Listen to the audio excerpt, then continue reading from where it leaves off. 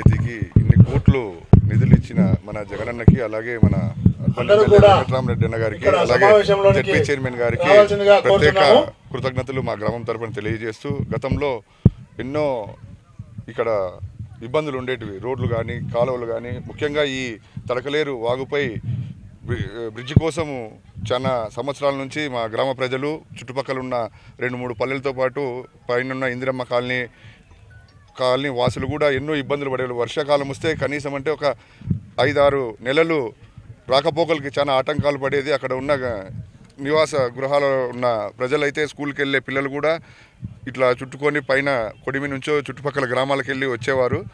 ఈ సమస్యనంతా కూడా మన గడప గడపలో మన ఎమ్మెల్యే వెంకటరామరెడ్డి అన్న గారి దృష్టికి తీసుకెళ్లడంతో ప్రత్యక్షంగా ఆ ప్రోగ్రాంకి వచ్చినప్పుడు కూడా ఇక్కడ ఈ వంక ఎంతో పెద్ద ఎత్తున ప్రవహిస్తుండేది. అది కూడా కల్లారా చూడడంతో ఆయన కూడా ప్రత్యేక శ్రద్ధ వహించి పైన గవర్నమెంట్ జగనన్న దృష్టికి తీసుకెళ్ళి ఈ బ్రిడ్జి శాంక్షన్ చేసిన దానికి ప్రత్యేక కృతజ్ఞతలు తెలియజేసుకుంటూ, ఇలాంటి అభివృద్ధి పనులు మా గ్రామానికి దాదాపు 43 కోట్లు వెచ్చించి ఎన్నో అభివృద్ధి పనులు శ్రీకారం చుట్టినందుకు, అలాగే రానున్న ఎన్నికల్లో మరొకసారి అన్నని మంచి మెజారిటీతో మా గ్రామ ప్రజలందరూ కూడా మద్దతు తెలిపి ఖచ్చితంగా ఈ బ్రిడ్జి ఈరోజు ప్రారంభం చేశారు.